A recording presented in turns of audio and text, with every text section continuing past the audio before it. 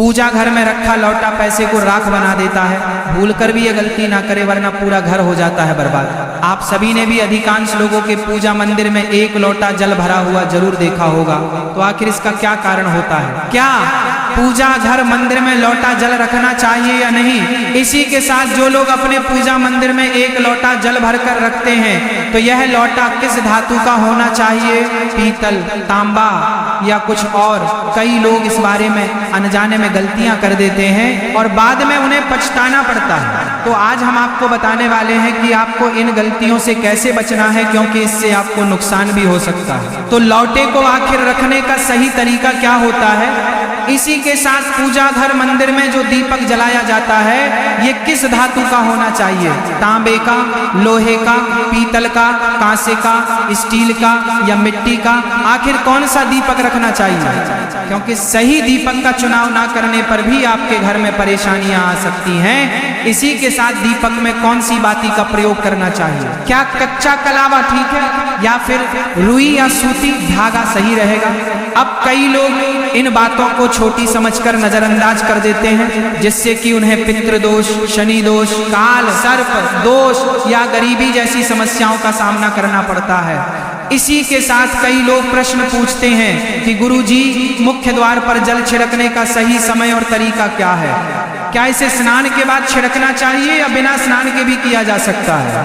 और क्या झाड़ू लगाने से पहले जल छिड़कना चाहिए या बाद में? एक और सवाल है जो अक्सर पूछा जाता है, वह है कि क्या राजस वाला धर्म यानी कि पीरियड्स के दौरान मुख्य द्वार पर जल छिड़क सकते हैं या दीपदान कर सकते हैं? और जब मुख्य द्वार पर जल चढ़ाएं तो इसे अंदर की तरफ से चढ़ाएं या बाहर की तरफ से? फ्लैट या किराए के घर में रहने वाले लोग भी पूछते हैं कि गुरुजी, मुख्य द्वार पर दीपदान और जल छिड़कने का सही तरीका क्या है? तो आज की कथा इन्हीं सवालों पर है।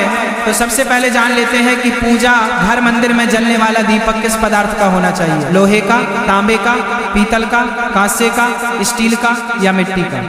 आखिर घर में कौन सा दीपक रखना शुभ माना जाता है? अगर गलती से भी घर में गलत धातु का दीपक रखा जाता है तो पूरा घर अस्त व्यस्त हो जाएगा, कंगाल हो जाएगा और बर्बाद हो जाएगा। देखिए, स्टील के दीपक में पूजा करने से घर में शनि को नाराज किया जाता है और लोहे के दीपक से भी पूजा नहीं करनी चाहिए, क्योंकि इससे घर में गरीबी आ जाती है। बाजार में लुभाने के लिए कांच के दीपक भी आ गए हैं, लेकिन बिल्कुल भी गलती से भी घर में कांच का दीपक ना लाएं, नहीं तो राहु केतु आपके घर में आ सकते हैं और घर बर्बाद हो सकता है। कांच का दीपक शनि और राहु को नाराज करता है और तांबे का, पीतल का और मिट्टी का दीपक धन की देवी लक्ष्मी को आकर्षित करता है।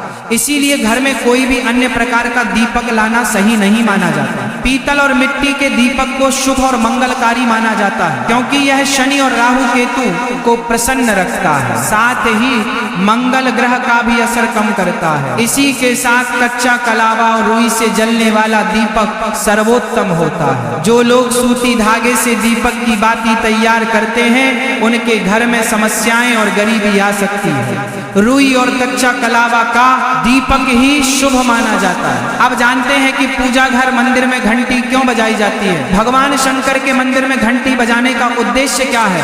ताली क्यों बजाई जाती है? तो शास्त्रों के अनुसार जब भी आप मंदिर में या घर के पूजा मंदिर में घंटी बजाते हैं तो शिव महापुराण, लिंग पुराण और विष्णु पुराण में कहा गया है कि घंटी का नाद करते ही जितने तीर्थ है साधक जो साधना कर रहे हैं, जप और तप हो रहे हैं, जितने दान किए जा रहे हैं, उन सभी का पुण्य फल उस समय आपके खाते में जमा हो जाता है। अब मंदिर में ताली बजाने का महत्व भी समझिए। जब लोग भजन कर रहे होते हैं, साधना में होते हैं, अभिषेक कर रहे होते हैं या पूजा में व्यस्त होते हैं, तो 3 बार ताली बजाने से उनका पूरा पुण्य हमारे खाते में आ जाता है, जिससे हमारा भाग्य उज्जवल हो जाता है। एक महत्वपूर्ण बात यह है कि घर में गरुड़ घंटी का नाद करना बेहद शुभ माना जाता है, मगर बच्चों को खेल के तौर पर घंटी नहीं दी जाती, क्योंकि घंटी का नाद करते समय सभी का पुण्य हमारे खाते में आ जाता है। इसीलिए घंटी का नाद केवल पूजा और भजन के समय ही करना चाहिए। इसे खेल खिलौने के रूप में ना लें। मंदिर में घंटी बजाने का तरीका भी महत्वपूर्ण है। यह हमेशा प्रेम और श्रद्धा से बजानी चाहिए, ना कि जोर जोर से। कई बार लोग मंदिर का पट बंद होने के बाद भी घंटी बजा देते हैं, जिससे पाप लगता है।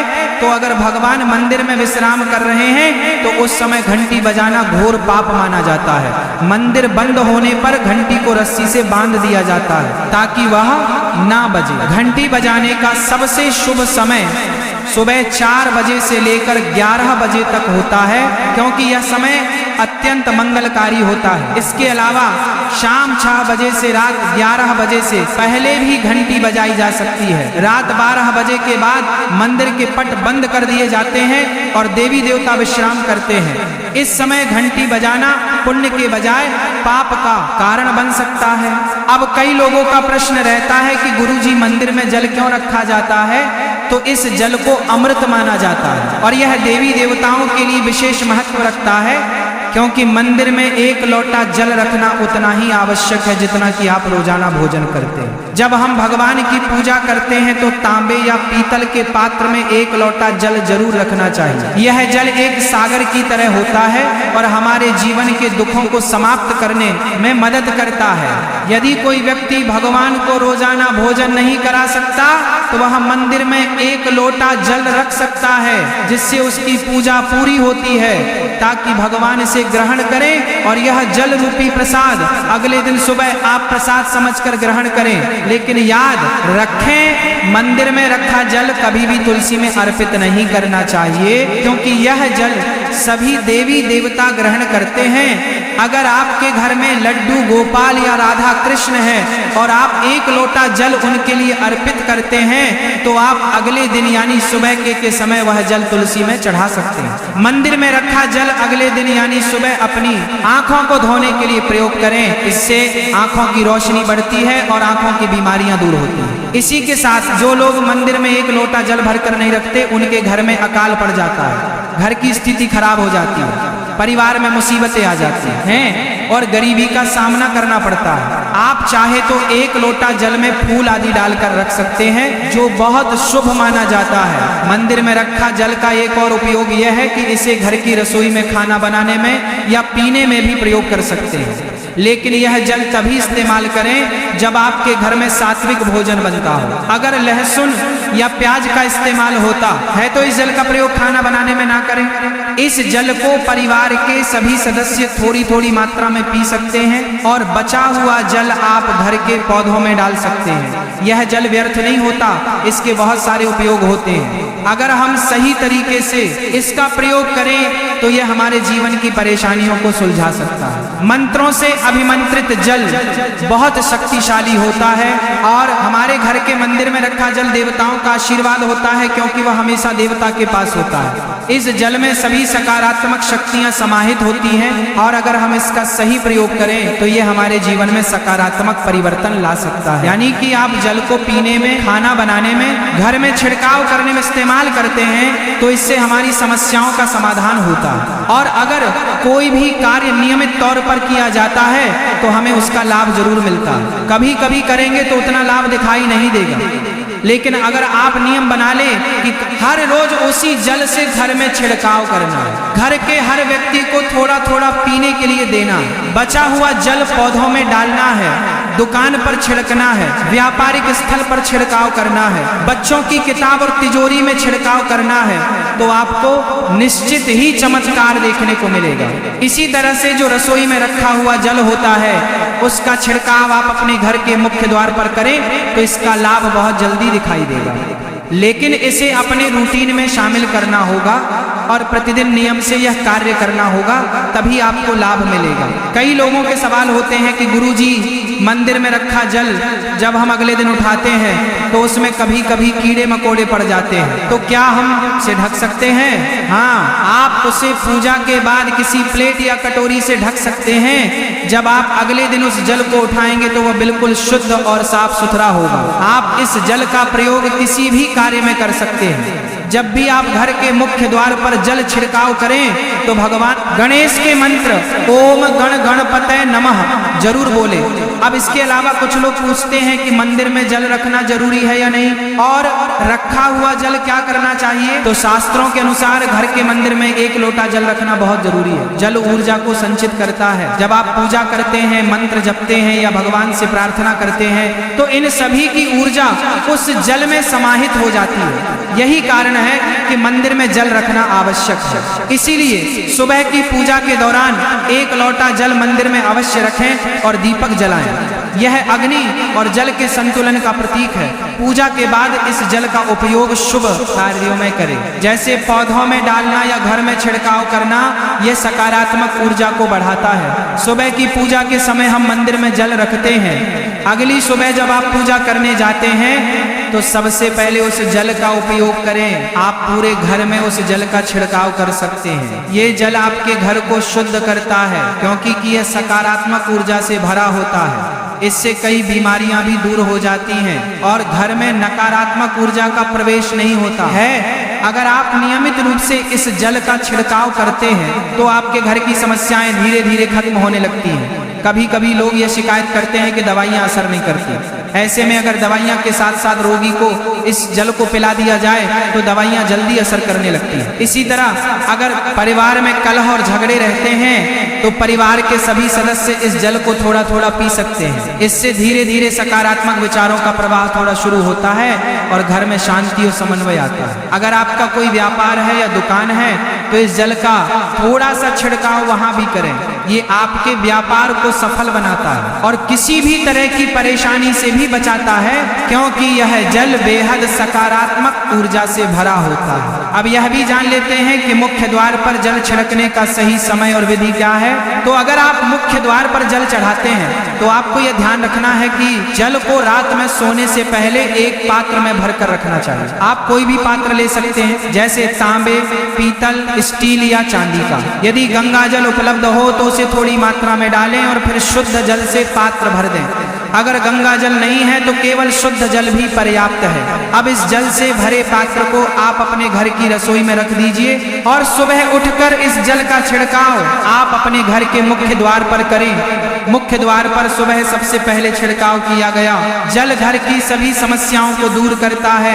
यदि आप नकारात्मक ऊर्जा, मानसिक परेशानी, आर्थिक तंगी या वास्तु दोष से परेशान हैं तो यह उपाय परेशान आपकी मदद करेगा। रसोई में रखा जल मुख्य द्वार पर छिड़कने से आपके घर की परेशानियां समाप्त हो सकती हैं। यह उपाय न केवल वास्तु दोष और पितृदोष को समाप्त करता है, बल्कि तंत्र मंत्र या बुरी नजर के प्रभाव को भी खत्म करने में सहायक है। इस उपाय को नियमित करने से घर में सुख समृद्धि बनी रहती है और बीमारियों से भी मुक्ति मिलती है। आपको यह जल सूर्योदय से पहले मुख्य द्वार पर छिड़कना चाहिए। अगर सूर्योदय के बाद आप मुख्य द्वार को अन्य जल से धोना चाहे तो यह कोई समस्या नहीं है भक्तों, लेकिन यह विशेष जल सूर्योदय से पहले ही छिड़क दिया जाना चाहिए। अब कई लोग पूछते हैं कि क्या यह जल छिड़कने से पहले स्नान करना जरूरी है या बिना स्नान किए भी इसे किया जा सकता है। तो देखिए, जो जल हम सुबह मुख्य द्वार पर छिड़कते हैं वह एक महत्वपूर्ण उपाय है। इसे स्नान करने के बाद करना आवश्यक नहीं है। इसीलिए सुबह जल्दी उठे, सबसे पहले रसोई में जाएं और पहले से रखे जल को लेकर मुख्य द्वार पर जाएं। मुख्य द्वार खोलें और इस जल का छिड़काव करें। जल छिड़कते समय अपने पितरों और माँ लक्ष्मी का ध्यान जरूर करें। ऐसा कहा जाता है कि सुबह सुबह माँ लक्ष्मी हर घर के द्वार पर आती है। जिन घरों के द्वार खुले होते हैं और जहाँ जल का छिड़काव किया गया होता है वहां मां लक्ष्मी प्रवेश करती है। जल छिड़कते समय अपने मन में मां लक्ष्मी से प्रार्थना करें, हे मां लक्ष्मी, यदि आप मेरे घर में प्रवेश करें, मैं आपका स्वागत करने के लिए तैयार हूं। उसके बाद पितरों का ध्यान करें, क्योंकि आज घर की दहलीज को पितरों का वास स्थान माना जाता है। जब आप दहलीज पर जल छिड़कते हैं तो पितर भी प्रसन्न होते हैं और उनका आशीर्वाद आपको मिलता है। तो आपको स्नान करने की आवश्यकता नहीं है, आप बिना स्नान किए भी यह कार्य कर सकते हैं। आपके अगले प्रश्न की बात करें कि क्या जल का छिड़काव झाड़ू लगाने के बाद करना चाहिए या पहले। इसका उत्तर यह है कि सुबह उठने के बाद सबसे पहला कार्य जल का छिड़काव करना चाहिए। इसके बाद आप झाड़ू लगा सकते हैं। सुबह उठते ही सबसे पहले बिस्तर पर बैठकर अपने दोनों हथेलियों को देखें और माँ लक्ष्मी का ध्यान करें। फिर दोनों हाथ जोड़कर देवी देवताओं को प्रणाम करें। इसके बाद हाथ से धरती माता को स्पर्श कर प्रणाम करें और धीरे से अपना दाहिना पांव जमीन पर रखें। फिर रसोई में जाकर जल लें और मुख्य द्वार पर जल छिड़क दें। जल छिड़कते समय माँ लक्ष्मी और भगवान विष्णु का ध्यान अवश्य करें। अब उसके बाद आप अपने घर के अंदर आकर अपनी दिनचर्या जैसे झाड़ू लगाना, स्नान करना आदि कर सकते हैं। अब कुछ लोगों का यह सवाल होता है कि क्या जल छिड़कने के बाद मुख्य द्वार की सफाई की जा सकती है? तो हाँ, आप ऐसा कर सकते हैं। पहले रसोई में रखा जल मुख्य द्वार पर छिड़क दें। इसके बाद अतिरिक्त पानी लेकर मुख्य द्वार की अच्छे से सफाई झाड़ू या पानी से कर सकते हैं। अब महाराज, कुछ लोगों का सवाल रहता है कि अगर वे फ्लैट या किराए के कमरे में रहते हैं तो जल का छिड़काव और दीपदान कहाँ करें? तो इसका उत्तर यह है कि आप जहां रहते हैं वहां के गेट को ही अपना मुख्य द्वार माने।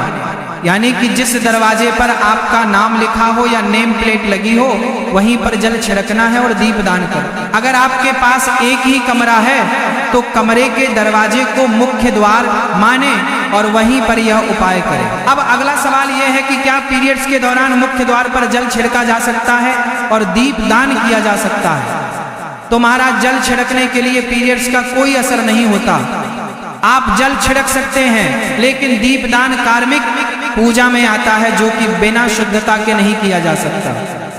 यानी कि पीरियड समाप्त होने के बाद ही आप नित्य दीपक दान कर सकते हैं। अब हम बात करते हैं कि घर के बाहर और अंदर दीपक जलाने के क्या फायदे हैं। खासकर घर के बाहर दीपक जलाने से जो 5 बड़े फायदे होते हैं वो आपको चौंका सकते हैं।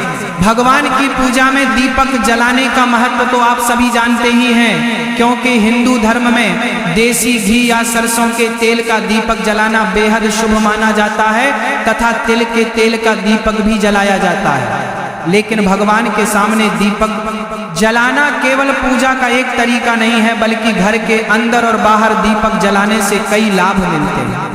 दीपक जलाने से न केवल सकारात्मक ऊर्जा उत्पन्न होती है बल्कि 5 बड़े फायदे भी मिलते हैं। तो सबसे पहले तो पृथ्वी से अंधकार दूर होता है। घर में दीपक जलाने से न केवल घर का अंधकार दूर होता है बल्कि यह नकारात्मक ऊर्जा को भी घर से बाहर कर देता है। जहां दीपक जलता है वहां सकारात्मक ऊर्जा का वास होता है। स्वाभाविक है कि जहां सकारात्मक ऊर्जा होगी वहां भगवान का भी वास होगा। इसीलिए शाम होने से पहले दीपक जलाना शुभ माना जाता है। तेल से जलने वाले दीपक का असर उसके बूझने के बाद भी आधे घंटे तक बना रहता है, जबकि शुद्ध देसी घी का दीपक वातावरण को करीब 4 घंटे तक सकारात्मक रखता है। इसी के साथ दीपक जलाने का एक अन्य लाभ, जब घर में शुद्ध घी या सरसों के तेल का दीपक जलता है तो उसके धुएं से घर के माहौल में सात्विकता आती है, क्योंकि महाराज ये धुआं हानिकारक कणों को नष्ट करता है और वातावरण को शुद्ध बनाता है। साथ ही जिस घर में भगवान के सामने दीप जलाया जाता है वहां माता लक्ष्मी की कृपा बनी रहती है। ऐसे घर में सुख समृद्धि का वास होता है। दीपक को पूर्व दिशा में रखने से व्यक्ति दीर्घायु होता है और उत्तर